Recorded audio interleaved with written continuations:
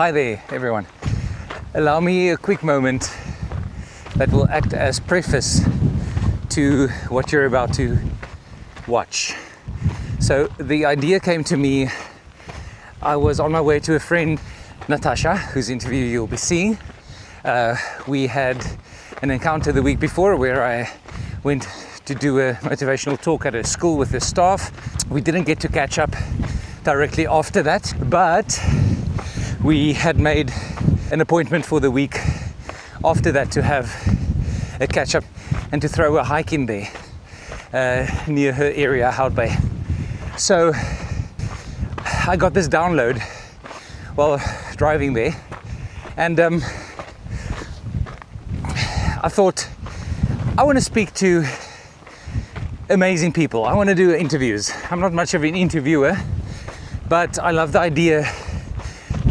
And I thought to myself, I should start an interview series where I speak to people about hardships and mountains and obstacles that they had to overcome to be in the position that they are. And I'd love to do that while we are climbing mountains. And coincidentally, I had my camera with me and sent her a voice note immediately asking her, listen, I have this idea. Would you be my first interview, please? And in true Natasha fashion, she was all about, bring it, baby. So very little planning, very little structure. I'm still making notes every day, trying to improve. I have beautiful ideas to give it more structure and to keep improving. Any other suggestions, very welcome. Please don't hesitate in the comments. Let me know how I can make it better. And very excited at the prospect of making tons of episodes in this series of speaking to exceptional people. Acronym is STEP, and I was thinking we're going to call this STEPisode 1. Enjoy it. Thank you for watching.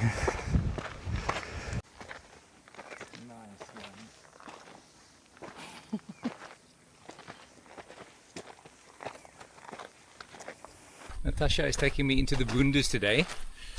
Natasha, how would you rate your overall fitness, scale of 1 to 10? 7. Okay. I used to be a 10, but I haven't hiked in a while, so I would say a 7, 8. But I don't know this track, so I have no idea the level of fitness needed for it. Soon to find out. Yeah. And apparently it's snake season as well, so yeah. snakes are out. Yeah. That's why we couldn't bring the dogs. We were advised not to bring the dogs, yeah. And what's your gratitude level today? I would definitely say a 10. Because it's not often that you find someone that wants to go and have an adventure with you in the mountain. So yeah, I'm grateful.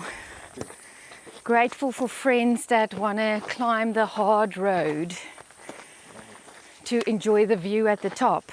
Exactly. I love that analogy. The tougher the climb, the better the views. Yep. And what would you consider your positivity level to be? I guess it's connected to gratitude, but where are you positive wise? I would also say 10. Generally in life, I try to just look at the bright side of things, the positive side of things. It's something my dad actually instilled in me. When I was very little, I had a problem that I went with him to, and then he said to me, it's not a great thing that happened to you, but what is the silver lining? What can you take out of it? And that is something that just stuck with me my whole life. What is the silver lining? I always try to find the silver lining in life. Yeah. Love that. Please tell me a little bit about you, like history-wise, where you from? I grew up in between Wellington and Tulbagh. There's a little water workstation called Voelvlei. Voelvlei. And we grew up there, fishing, playing outside. What do they say? We're the last generation who grew up without phones and internet. So that's me, 1980 baby. I don't know. I guess I'm just grateful that I got to grow up in that time, because I think it is quite tough for kids today with all the social media and the need to keep up with the latest things, and you know, how many clicks are you getting? All depends on their gratitude and their positivity, on how many clicks they're getting on a video. It's quite sad. So yeah, so I grew up enjoying fishing. Left or right? Oh heavens. First conundrum. So, left? Left, let's go. What's left is what's right. Yeah. So I just had a childhood filled with so much happy memories, honestly, up until the point when my mum and dad got divorced. That's when things became a little bit more difficult. What age were you? I was 9, 10, yeah. Things became a little bit more difficult for me then. I think that's where a lot of the childhood trauma started happening in my life. And yeah, you know, getting used to stepdad wasn't always the easiest. Had lots of turbulent life in my mum's house. Doggie Alert. Oh wow, they didn't get the snakes. Snakes are out. They didn't get the alert. Yeah. Hello. Let's go. Is this the way up to the waterfall? Yes. Yes, I told Good you, choice, left. Hello. Look at all these cuties. So you cross over to the bridge and Yeah. you split and you go right. Okay. Bushes there. Take Yeah. right after the bridge. Okay, great. Oh, you're right. Awesome. Well done. Enjoy. See ya. Beautiful out there. She obviously didn't get the snake memo. No. All her dogs are just like, I eat snakes for breakfast. Yeah, so it was about a year after, and it wasn't the most pleasant environment to thrive in as a child. And then I had my weekends where I could go to my dad, which I really enjoyed. Yeah. And then as I got older, I actually made a choice to just not stay with either of them. And I ended up living with my mum's older sister. Yeah. Her name's Rochelle, but I call her Saliki, and my grandmother were my two pillars of strength in my life growing up as a child. I have dyslexia, so it wasn't easy at school. I really had to fight hard for my marks. It didn't come naturally to me. And in the 80s, it was not really spoken about. It was like, you know, you were labeled as not interested in school, the naughty child. Yeah. It is. Also, they didn't know anything about it, right? So, No, yeah. So I just, school wasn't pleasant for me. And in the end, It was a big surprise to my family when I said I wanted to study to be a teacher. That is definitely my next question to you. So the irony of you ending up as a teacher, please elaborate. Well, I honestly just wanted to be that someone for someone else that I didn't have as a child. I just felt like I don't want another child to go through the shame I felt for Right.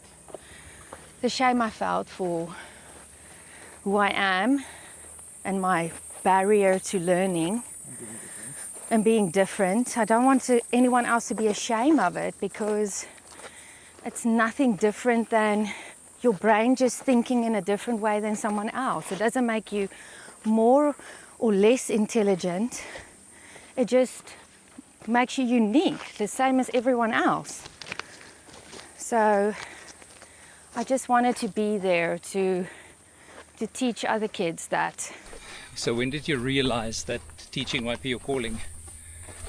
I've always been like a babysitter in the community around my house. Babysat everyone. Went to London. Started doing an au pair job, and then just really figured out from there how good I am with children. And then went to New Zealand, did an au pair job there for 2 doctors, and they were the 2 that actually said to me, Sarah, and I think the man's name was Tom, I can't remember, but they were the 2 that actually said to me, Natasha, we really think your talents are wasted as a au pair. We really think you should be in a classroom. So yeah, that's where the journey started in New Zealand. Wow. You had to go all the way to New Zealand to go and find your purpose. Yeah. Which is, I mean, I suppose some people had it worse than New Zealand.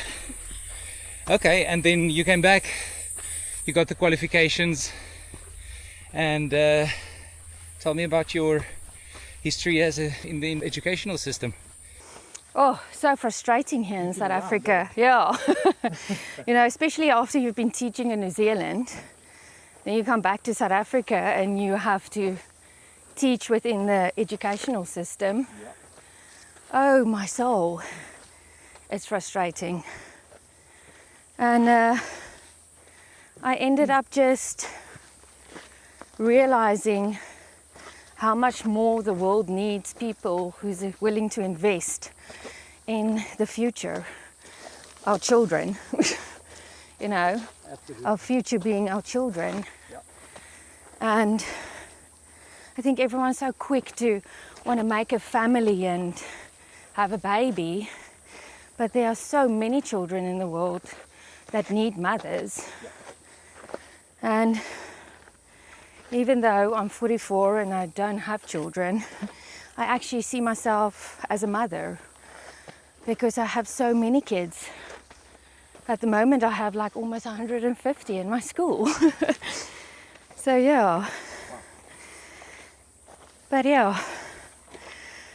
Here's 'n bietjie water te drink. School-wise, Yeah. you've worked at quite a few South African schools. Yes. Any highlights or lowlights there? You don't have to mention any names, we won't shame anyone. But, no, I will definitely mention this school by name because it was such an amazing experience. Even though we were working within the frustrating South African school system, Tableview Pre-Primary was amazing. What they do for the community, and also just the team spirit. You know, when the school, you know, when you go, you will know because you were a teacher. When you go to the staff room, everyone's got that place where they sit, yes. And no one moves. Yes. And don't dare sit in someone else's place. Very quickly as well. Yeah, very. That was not Tableview. Wow. Definitely not Tableview. You moved around the the room where the action was, that's where you would move. And it was always filled with laughter, always. No matter how difficult your day was, you can go into the staff room and you will just be guaranteed to have a good laugh. So yeah, that school definitely needs a mention. Amazing. What do you think? I mean, you've mentioned now about the non-clickiness and the emphasis on joy. What do you think some schools might have wrong in that regard? I think they forget sometimes that the happiness of their staff makes the happiness of the school. So the more you put into your staff, the more I wouldn't say the more abundance you're going to have in the rest of the school. Because if your staff is happy, your children are happy. It's like happy wife, happy life, happy teacher, happy school, you know. And don't overwork them, you know. There's so much admin, unnecessary admin, especially in the foundation phase. I don't know what it was in high school, but good heavens, the admin. Minimize your admin, like work smarter, not harder. So yeah, that's something they can really work on, just bringing a little bit more joy to their teachers. And if you can bend the rules and you can let them go home even a half an hour earlier on a Friday, you know, do it, because it makes them so happy. Have you ever questioned your decision as a teacher? Yes. I mean, I've been at schools where the environment was very toxic, so that makes you question as a person. So it's basically like a houseplant, you know. It doesn't mean that you're in the wrong profession and you don't have the right to grow. It just means you're in the wrong corner of the house. You know, move to a different environment and you won't doubt yourself so much as a teacher. But I love that analogy. Yeah, it's move around, and that's really what I was looking for, an environment that suits me. I realized, I don't know why I didn't realize it sooner, but I never used to fit in the school system as a child because of my dyslexia. I felt like an outcast. And I felt the same way as a grown-up. And why wouldn't I? I still have dyslexia. And so it dawned on me, it was actually a mother I had a conversation with. And I could see that in her daughter. And I said, be careful not to choose a school that suits you. Choose a school that suits your child. Oh, yeah. Oh, wow. And then she said to me, what school will suit my child?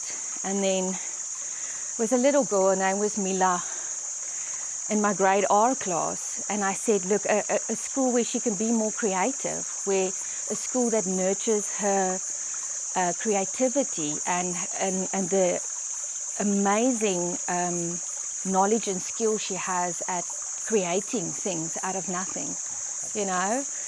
And I told her my story, and then she's like, but why are you still in the school system? And I was like, why am I? Why am I still here? It's not serving me. It's making me so unhappy. And that's when I decided I need to make a change.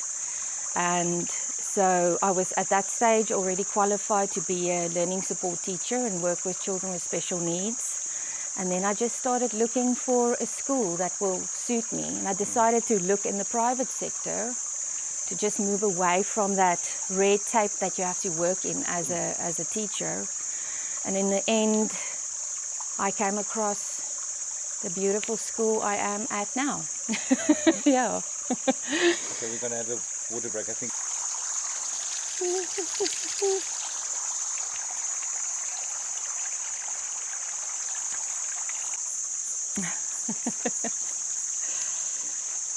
Definitely need some water again.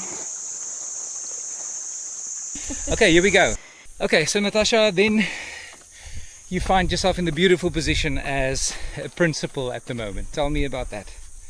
yeah, it was absolutely, you know, it was just a path that led me to it. It was so beautiful. I remember when I went for the interview, so I think they had like 80 applicants and 10 people were interviewed out of the 80. And it was so beautiful that after the first interview I had, I just said to myself, this is where I need to be. This is my place.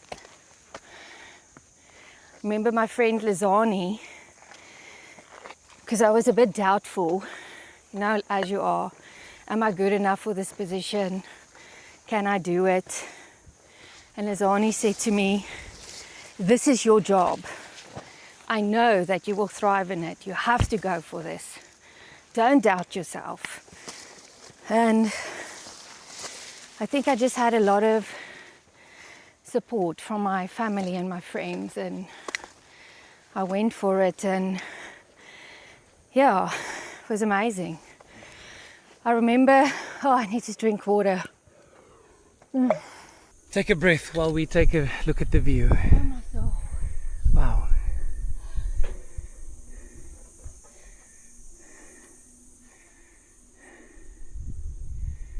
What is it? Baviaanskloof in Hout Bay. Did you know my favorite band of all, one of my favorite bands of all time come from here? Civil Twilight. Oh, I haven't heard of them before. International band. Yeah. They had a, I hope I'm not going to sound like a fool now saying this, but I think they had a song on the Twilight soundtrack, the vampire movie. Okay. And they international. I saw them in Kirstenbosch 2 times. Yeah. Great band, and I think they're still LA based or somewhere around there. Love them. Oh wow. And one of their songs names is Trouble, Yeah. and the chorus goes, everybody's got their troubles, just like you, just like me. Oh wow. Now fitting. One of my favorite songs is, I'm trying to remember who sings it. It's called Holes. I've got holes in my life. I've got holes in my heart. It basically says that we all got holes, but yet we have to carry on. Your only choice is to carry on in life. We all have mountains to climb. We all have mountains to climb. I said today we've been having some uphills at work.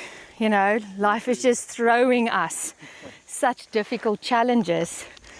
And then I said to my management team, it's not an uphill, it's just a very fast downhill. That's beautiful. Would you tell us a little bit more about your lowest low? Anything that you care to share from it?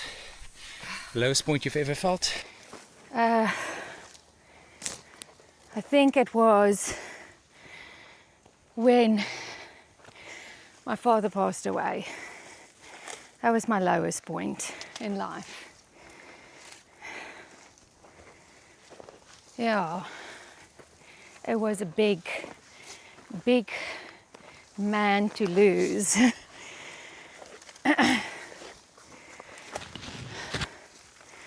Definitely someone that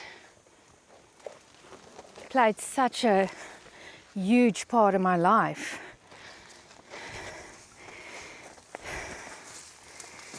And they say, you know what they say? You got to strive to be the person for that someone that's in heaven that you still look up to. So that's me. Always striving to make him proud. Do you have any theories or any specific beliefs about the afterlife?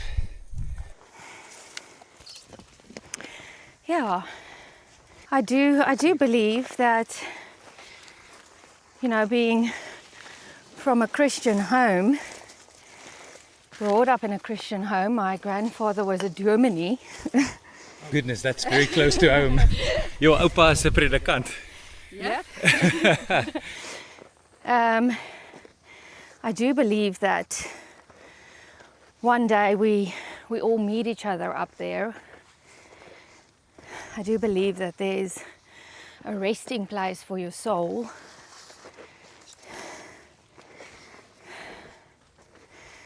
So yeah, take a little bit out of the old, rigid religion that I grew up in and believe that we're all here on earth to just every day just try to be a better version of yourself, you know, just if today was a difficult day and you did something wrong or something that you're ashamed of, the best you can do is try to improve on that tomorrow.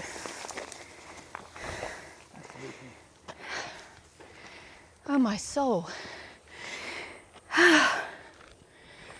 And as we climb, the views just seriously get better. Thank you for bringing me here today. Wow. If I knew it was this uphill, I wouldn't have brought you.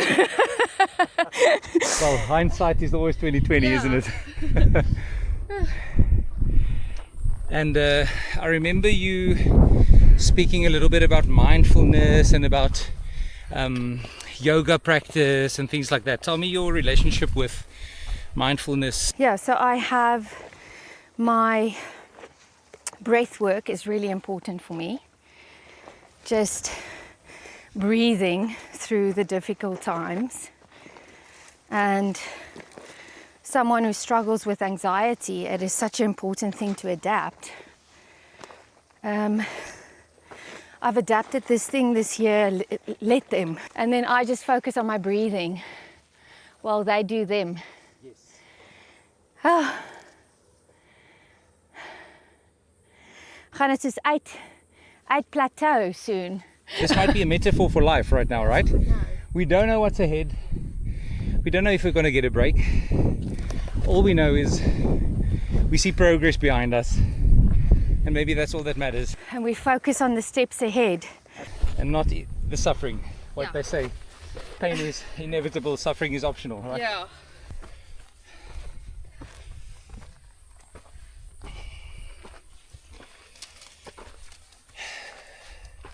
So I'm really sorry to hear about your dad's passing. I love how you still see him as a part of you that you still want to make proud. Yeah. Is there anything specific you did or had to do to lift yourself up and to just keep going after his passing? Yes, I just had to remind myself of his last words. Life is for the living, not for the dead. And then that's just what I did. I started living. No matter how hard it was, at least I tried and I lived through the pain. I just tried to get over it. And then in time, you know, that it gets better.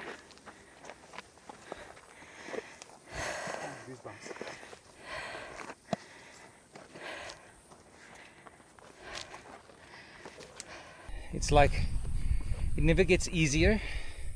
It always remains hard, but we grow stronger. Our backs get stronger for the load, for the weight of the tragedy or the loss. It's also a great way to honor someone who's passed, you know, by living your life to the fullest. Because I don't necessarily get to do their life to the end. My dad was young, he was 62.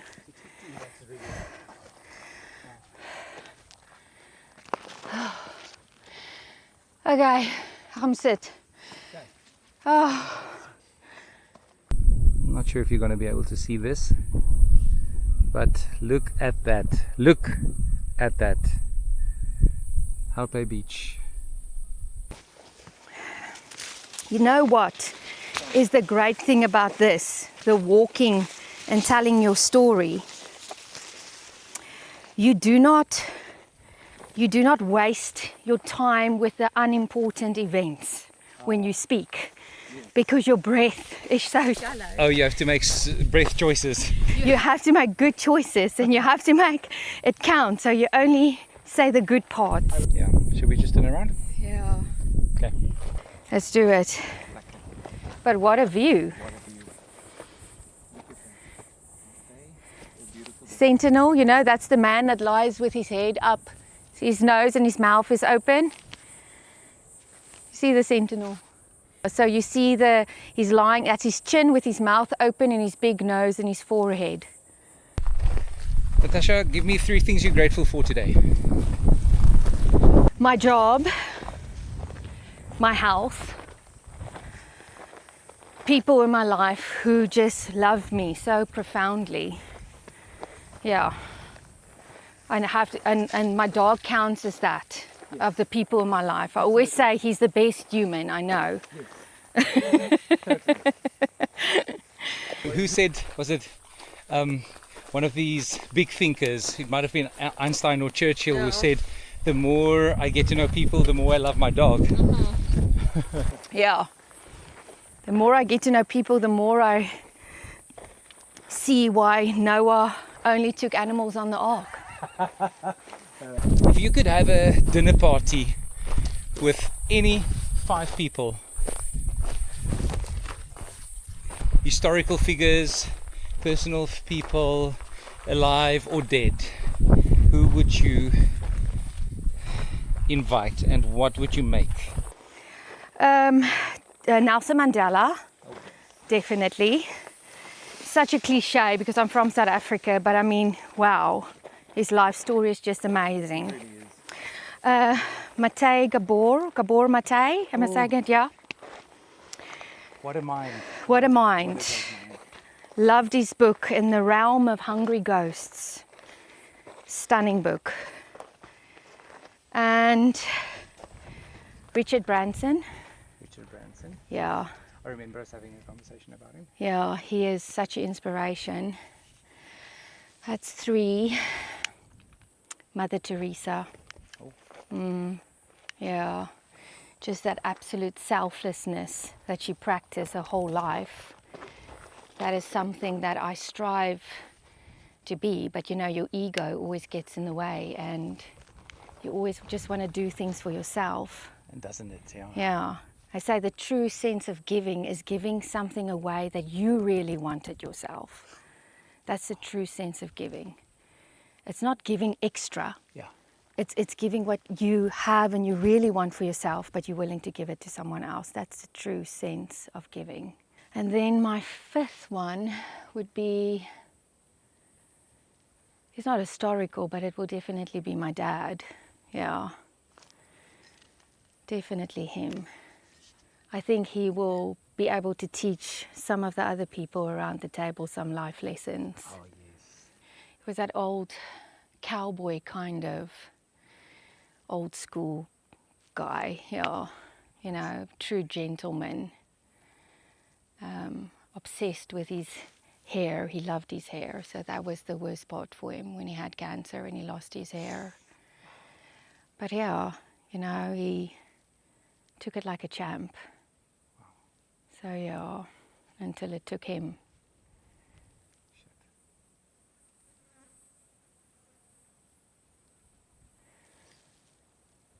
But this is where I find him. When I come up here, I find him here. In the whispers of the wind, that's where you find them.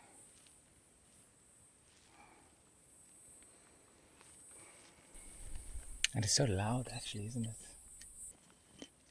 Everything is so loud. The wind. It's not even blowing, but you hear it so loudly coming past you. Mm.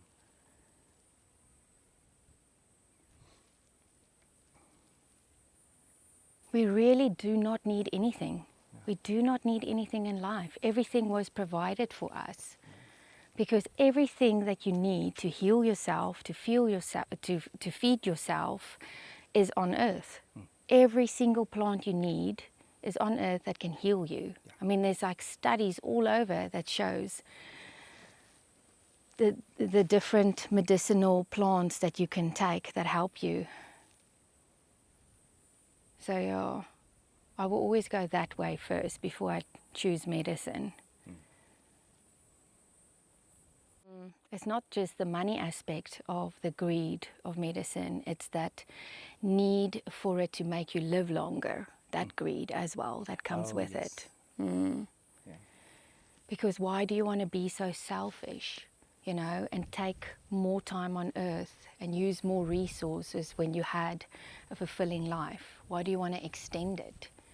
You know, take your life that was given to you. And you know what they say, I don't know who said it, don't know who the quote is from, but they said, we did not inherit this earth.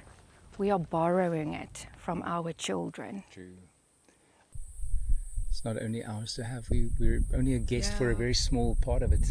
In the greater scheme of things, all these mountains will be there long after we've passed on, and they've been here long before we were even thought of. Exactly. So we're just ants on the giant kitchen counter of the universe.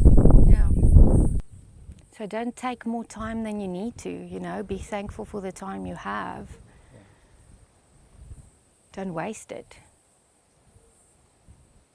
Love it. Have you seen these little pottery, pieces of pottery? Oh, wow. Over there as well.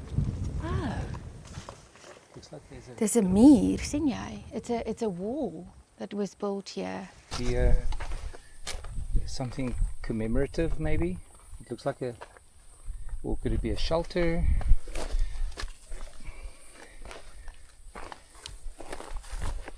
Wow. Or maybe just someone that comes and fills it up for the animals to drink from. I think let's pour some water into it. Okay, so Natasha, tell me, what dish are you preparing for your 5 guests? Oh, definitely baboti. I'm sure your dad and Mr. Mandela will approve. Love it. Baboti with yellow rice and custard carrots. You know, baboti comes from the Malayan culture, and we adapted it. And it's a, you know, old Buddha recipe. And if you know how to make baboti, where you soak the bread in the milk, it wasn't always traditionally, I think, in the recipe. I think the Afrikaans people brought that in because when times were tough, you mix the bread and the milk with the mince and it makes it more. Oh. Yeah. So it's an easy meal to cook, and it's got so much flavors. I've had so many different varieties of baboti. I think the traditional one is my favorite, but I've had some where they've put different kinds of nuts in it, and they swap out the raisins inside it for apricots. Yeah, you can do it different ways.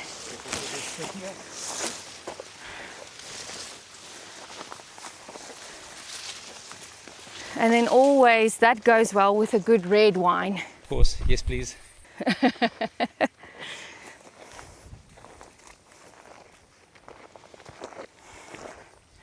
And then for dessert, definitely malva pudding. Good old South African favorite. Yeah. There's a lot to be said about scarcity mindset, right?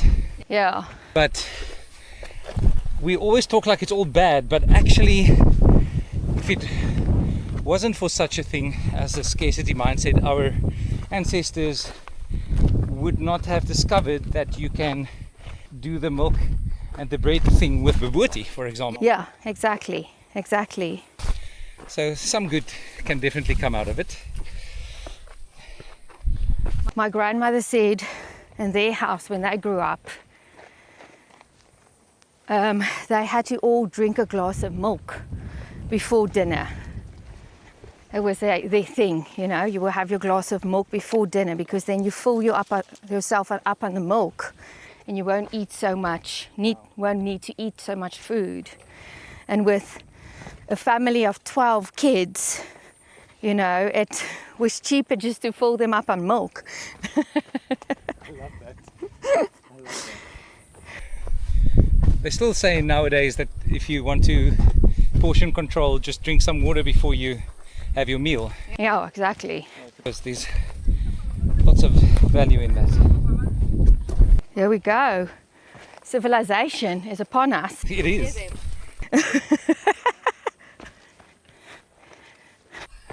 Hi guys. Hello, how are you? Good, thanks, and you? Good, thank you. You have enough water there. That's good, man. You need that. Are you filling up that bowls up there? Where did you go? No, we just went. We wanted to get up that little. And then you saw our bowls there. Is it yours? No, she's already figured it out. Yeah, I know. That's why. What is it for? Explain to us. We were just wondering. What is tell it us. for? No, we just going for a prayer. You go for prayer. Oh wow. So you see there's plans, so definitely. That's beautiful. That's beautiful. That's so And also beautiful. for the young animals and birds, Okay. they drink there. Would you mind if I put you on camera? No problem. That's amazing, guys. That's amazing. So amazing. It's beautiful. Beautiful structure. Did you guys build it? Yeah, we're going to pray. You watered yourself, wealth will come to you, definitely. Oh wow. Great hearts. Bless you guys. Yeah. You never know what made you. Blessings. Yeah, you know. Wow. Okay, cool. Have a nice. Have a great day. You too. Wow. Did that just happen? That just happened. How beautiful is that? So I wonder, we should have actually asked them how many times do they go up here to pray. Those will be interesting people to walk and talk with. Very much. So, you have a passion for self-improvement, Yes. clearly, and that's a very clear indication of this is where you currently find yourself in life, being the principal of a school with beautiful staff and the pupils that you're so proud of. Yeah. What could you offer as anecdotes or as any wisdom regarding self-improvement? Maybe a beautiful story that you've of something you've heard or something that you've been a part of. Yeah. About improving and ascending because of it. Anything you could share? So, self-improvement requires you to dig deep in the holes that you don't want to dig in your soul. And that isn't comfortable. So if you want to do self-improvement, it comes with a lot of discomfort. Taking a hard look at yourself and seeing the toxic traits within yourself. And how it affects your life and how it affects people's lives that's part of yours. And then that's where the growing and the healing happens once you start digging deep. So if you want to self-improve, you cannot go shallow. You have to dig really deep into that sore and get all the pus out. Because otherwise it's just like putting a band-aid on it every time. It doesn't truly heal you. It's superficial in the end. So this was my journey the last 3 years as principal. I am so grateful for the job that I got at Valley. It comes with a lot of challenges, but at the same time it's made me look deep in myself, and I have my staff to thank for that, because you know how it is when you work for someone, you can be so direct at how you feel about them, you know, they just say it the way it is, and sometimes it was like hitting a hole in my chest. Especially if you've had a bad day and your filters are weaker. And they had a bad day, and now they just come into your office and they tell you exactly what they think or how it made them feel. And then, you know, it was hard knocks this last 3 years that I had to take, really hard knocks. I definitely went home multiple days and cried in the shower. Imagine. But that's where the growing happened, you know. That's where I started going, why are they saying this about me? Let me look back. You know, let me look back at my history. If they're saying that, let's say, for instance, oversharing, you know, let's look back at my history. Why do I always feel the need to overshare? And I had to go dig deep. It could be that I felt that I was never heard as a child, you know, with everything that I struggled with at school. I had very few people that actually understood me and heard me as a child.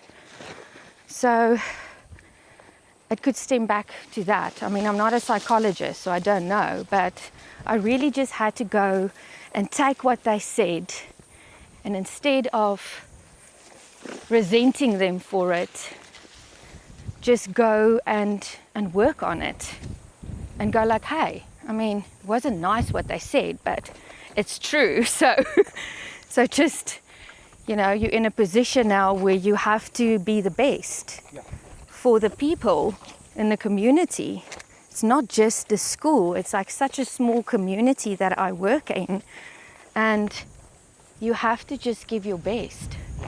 So they say, if you are not willing to hear the hard truths that your staff have to say about you, you're not a born leader, because a leader is willing to hear it and is willing to do something about it, to make the changes needed within themselves, you know, and not always point the finger at their staff. So that was a journey that I've been taking the last 3 years. Would you please repeat that sentence? Because it's so freaking profound, and I think there's so many people that would benefit from this. So yeah, it's just, you know, look at what they said, what they pointed at you, and don't see it as an insult. See it as an angel that was sent your way to point out something that you need to work on. If you can't do that, if you can't adjust your perspective or your view and see it from your staff's perspective or from your parents' perspective, you shouldn't be in the position. I love that. Love that. Also, the beautiful saying about comfort is a beautiful place to live, but nothing grows there. Nothing grows there. Nothing. Oh, such value from your brain today. Thank you.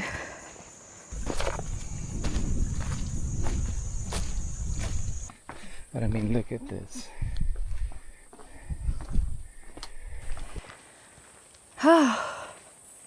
That was gorgeous. And the clouds are coming over.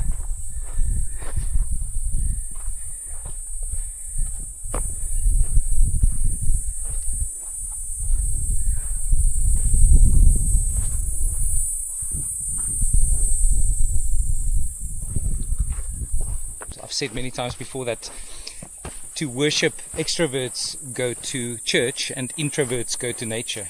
Yeah, so true. And I find myself in nature so much. Yeah, I've always had this argument with my staunch Christian family, you know, when they say, come to church with me, and then I'll say, I'll rather go up into the mountain, you know, that's my church. I always say to people, my religion is love. And then, you know, the forms here in South Africa, when you have to say, what's your race? I just put other and then human. Ah, I love that. Damn it, that's brilliant. I did my passport a couple of years ago in 2021, and I did it on the form. And the woman had such a chuckle. She saw it. You said you do things because that's what you're used to doing. And I had this story that someone told me that for years and years, her mum used to make leg of lamb but she would always break the end of the bone of the leg of lamb. And when she started cooking, she asked her mum, you know, what is the reason for breaking the leg of the lamb? Does it give more flavor when you expose the inside of the bone? You know, why do you do it? And she said, I don't know, my mother used to do it, so I do it. And then they went to Grandma and they said, Grandma, why do you break the bone when you cook the lamb? And she said, because we were poor, we never had a big enough tin for it to fit in, so I had to break the leg. The power of habit. Yeah. And just, it's, I mean, to give it a horrible name, isn't that what we usually refer to when we talk about like sheep mentality? Yes. It's just kind of, you know, blindly following without asking. You don't ask questions, yeah. And I suppose there's safety in that because, I mean, human beings have survived so much, and it's because of our pack mentality. Yeah. And maybe a little bit of that sheep mentality as well. So, I mean, you can't completely diss it. I once also heard somebody talk about contented Homo erectus, you know, contented human beings back in the day who would just sit in caves and meditate. They got eaten by wolves. Yeah, exactly. They never got the chance to procreate. Yeah. So there's definite value in the fact that this, and in the safety that big numbers bring. And that is why maybe the world looks the way it looks in a certain way at the moment, because of people just going where it's safe. Yes. And not wanting to explore for the fear of failure. Yes. Yeah, Absolutely. they just keep on, judgment and failure. Such a human thing. I mean, no one likes egg on their face. No one likes to do something that they believed in and then it fails. But again, that's in those times that you grow. Some of the best ideas come out of the failures that you have to go through. Definitely failure is such a blessing, actually. Yeah, it is. Unless obviously it's fatal and it costs you your life or somebody near you. Yes, of course, then it's horrible, heartbreaking. But in general, we give failure too much power. I mean, there's no such thing as failure. The only part of failure is if you never try again. That's failure, you know? Giving up is failure, not actually making a mistake. That's not failure. I feel people has labeled it wrong. Because at least it means you tried. Yeah, they should have labeled it growth. Yeah. Hello. Hi.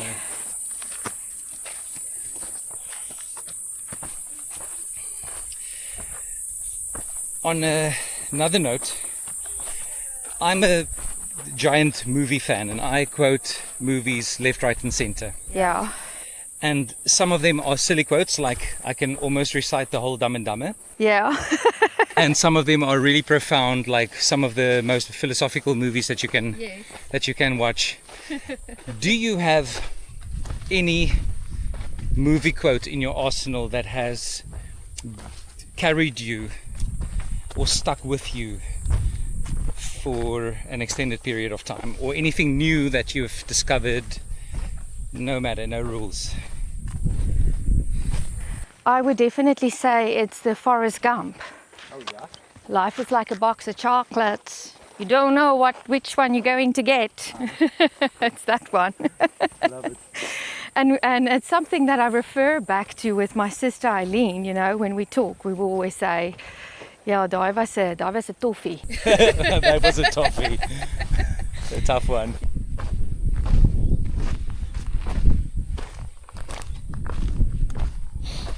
If you could suggest one, or maybe three, I know in my case it would probably be a whole list, song that somebody should listen to that you would highly recommend. I know you love music.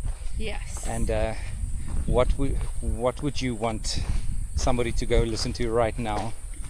Alan Jackson, country song, The Older I Get. Is it the older I get, the more I pray? Yeah. The more I learn, The more yeah. I learn, get the more the fewer Friends I have, yeah. That song. I mean, that is just like true to all country songs. They tell such a beautiful story, and that is just such a beautiful song. So definitely one to listen to, you know. Edit that out. That's gonna stay in.